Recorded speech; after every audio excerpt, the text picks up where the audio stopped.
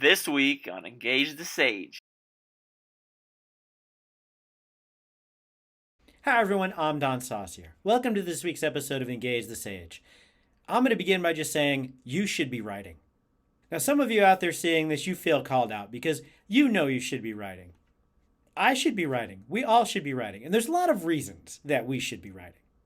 First of all, writing is awesome. It's a really fun activity. It is great to get your thoughts down on the page, be it the virtual page or the actual page, so that other people can read what you've done. This is an amazing way to get our ideas disseminated out to a general audience. When we write and when we publish, which is ultimately what writing is supposed to lead to, when we write and we publish, we get our ideas out there for other people to understand and to potentially repeat. What we actually are doing is contributing to the archive of all of the knowledge in our scientific disciplines. If you ever experience the imposter phenomenon and you happen to have some published work, check out that published work. It's great to see you contributing to that archive in your discipline.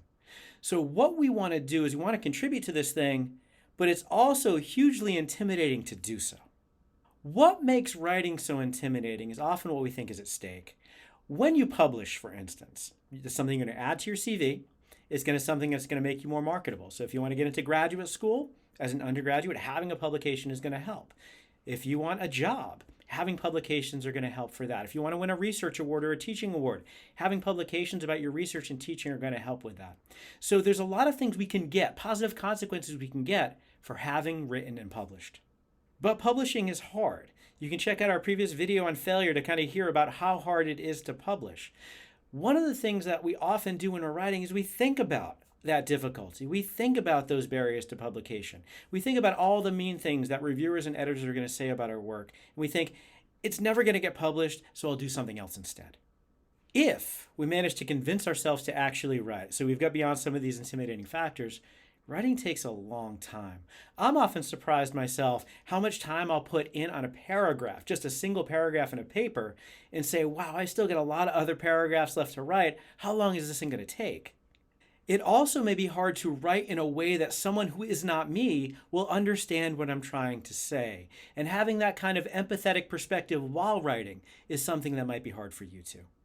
Another obstacle to getting ourselves to write is, let's say I'm working on a manuscript today. Even if I finished it today and submitted it to a journal tomorrow, after the review process and a couple of rounds of resubmissions, that might not show up in the actual journal for a year or two, or maybe even longer. So it's hard to kind of see the immediate gratification for writing sometimes, and that may be demotivating. There's also a couple of other myths that we need to dispel in order to get ourselves to write. Some of you may have heard of something called the myth of the muse. The myth of the muse is this thought that you need to be inspired to write. You need to kind of have creative energy thrust on you from some divine superpower so that you can actually write words on a page. That's just not true.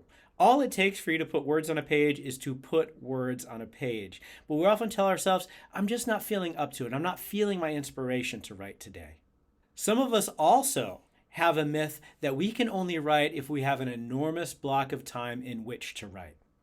Now, I will admit, I prefer to have a 4-hour time block where I'm going to be completely uninterrupted in which to write, but that never happens with my schedule.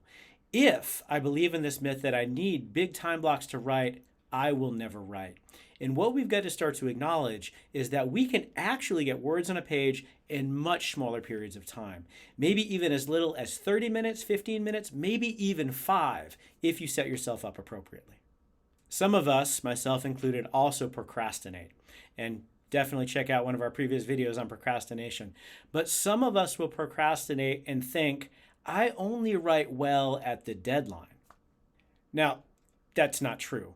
What you mean to say is not that you only write well at the deadline. It means you only convince yourself to write at the deadline. I would argue the quality of your writing would probably be better if you started a little earlier. So what I'm going to share with you now are some recommendations to make the writing process less intimidating so that you can get to doing the writing that you should be doing. My first recommendation for kind of demystifying and de-intimidating that writing process is to adhere to the 4 C's of writing. This is something we've talked about before, but I think your writing should be clear, complete, concise, and compelling. When I'm writing, I keep the 4 C's in mind, and what it helps me to do is to have some focus in what I'm trying to achieve while I write. My second recommendation for writing is to write consistently. Things that we do often are things that are easier for us to do. And like many other things, you can make writing a habit. And I highly recommend that you do. So make writing a part of your consistent game plan for your professional responsibilities every day. When we teach our students to get ready for tests, for instance, we talk about their study habits. We talk about them distributing their practice rather than engaging in mass practice, rather than engaging in cramming. But it's amazing how, as academics, we'll often give that advice to our students, but fail to apply that to ourselves. When you are writing, it's going to be more effective, it's going to be easier, and it's going to be more excellent if you distribute your writing across a lot of days, then try to do it all in a single day or a couple of days. My third recommendation, and this is related, is to schedule your writing time. One of the easiest things to do as an academic is to avoid writing. If you put it on your schedule and you see it glaring at you, staring out at you, it might be harder to ignore that responsibility. I try to schedule in small blocks of writing every day. I typically aim for about 30 minutes every day. I come into my office, I open a manuscript first thing, I work on that for 30 minutes, hopefully right at the beginning of the day, and then during the day, if I have extra time, I can come back to it. I strive, and this is a goal that I kind of give to my graduate students as well, to make a noticeable change in a manuscript every single day. Sometimes those changes are going to be small, sometimes those changes are going to be bigger. But if I make a change every single day, and I do this consistently, the manuscript gets written. I also recommend when you schedule your writing time, pick one of what I call your high cognition times. Pick a time when you know you're going to be alert, hopefully uninterrupted. For me, that's usually in the morning. I'm a morning person. That's where I'm alert. That's where I'm feeling strong. That's where I'm feeling inspired. That's when I try to set my writing time, rather than later in the day where I'm exhausted and fatigued from my day. My fourth recommendation for writing, and this relates to our productive procrastination that we talked about last week, is to start with the easy stuff in your writing. When I'm starting a new manuscript, the first thing I do is I set that thing up in APA format. So I have a title page, I have a list of the authors, the next page has the abstract, the third page starts the introduction, I repeat the title there. I'm going to set up sections and headings for the method section, the results section, the general discussion. I'm going to set up a reference page. I'm going to set pages for the tables and figures. And what happens is I already have 8 or 9 pages before I've written a word. You may not need this, but for me, this tricks me into thinking that I now have momentum on the project. I have momentum on my writing that I now can continue. Once I have that paper outlined, if I need to productively procrastinate further, maybe I work on the methods section. Maybe I add some references in. This might be something that really doesn't take an extraordinary amount of effort. It doesn't take a lot of thinking, but it makes progress on the manuscript. And that's what we're shooting here for. When you should be writing, you should be making progress. My fifth recommendation for writing is to get something on the page. Now, this sounds obvious, that writing would include getting things on the page. But I know a lot of times when we experience what's called writer's block, we're staring at a blank page. What I recommend is get something on there. It doesn't have to be a perfect thought. It might be an incomplete thought. It might be a connection sentence. It might be just an idea, but get it on the page. In my experience, it is always easier to expand something or to revise something than it is to create something. So a lot of times what I'll do in my writing is I'll just get my thoughts down and I might organize and elaborate and streamline them later. My sixth recommendation is to write something that someone would want to read. I will admit, perhaps I've been guilty of this in the past. I know some of the articles I've read, those authors have been guilty of it. But sometimes I'm reading things and sometimes I've written things that nobody wants to read. We are allowed to be interesting. We are allowed to use great examples. We are allowed to have fascinating points in the articles, the book chapters, and the other things that we write. And I think sometimes, especially for those of us who write research reports, we forget that even though it's not creative writing, that we are allowed to be creative in our writing and we are allowed to display the fascination that we have in the concepts that we write about. One of the things that I find helps me here is I incubate a lot on my writing.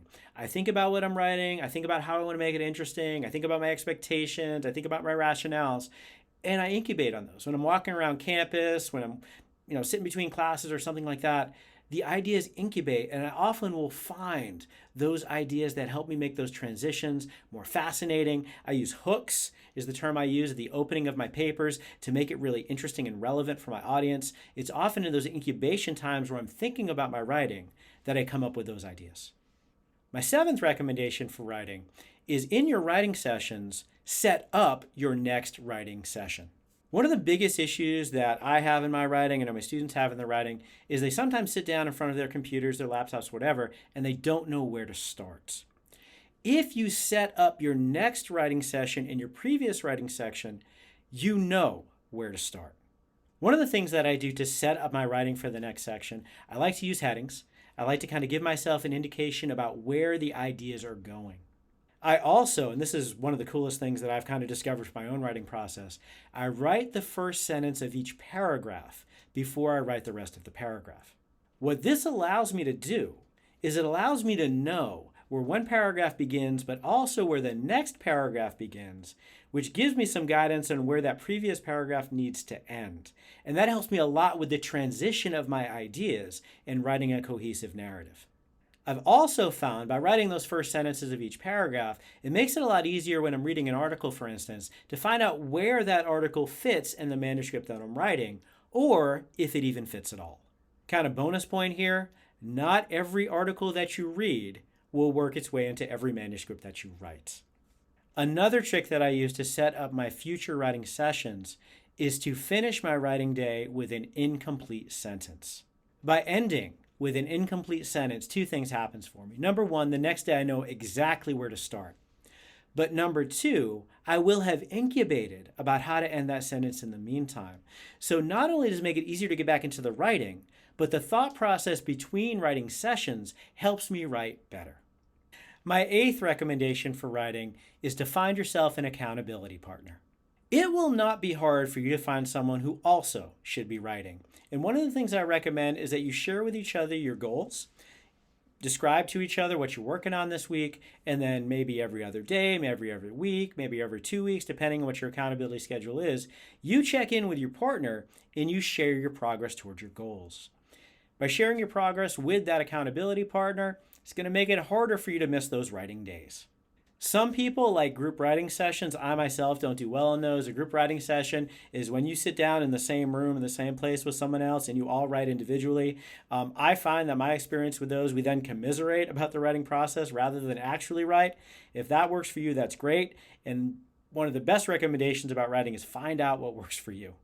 My ninth recommendation for writing is to get feedback on your writing from other people.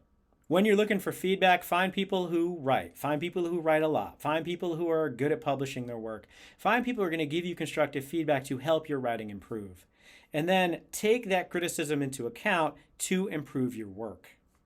I will admit the peer review process is a frustrating one, either informally, just kind of with colleagues, or formally, actually, when you submit it to a publisher. But it almost never makes the work worse. And then my 10th recommendation, my final recommendation for writing, is to reward yourself for having written.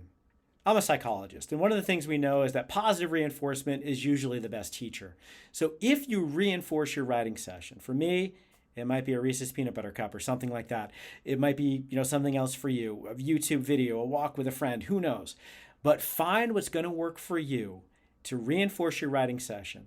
And then don't get that thing unless you have written.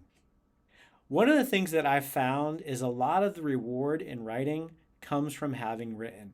I take a lot of intrinsic motivation. I take a lot of intrinsic fulfillment from my writing, and having written always makes me feel good. So the Reese's Peanut Butter Cup, that's just an add-on.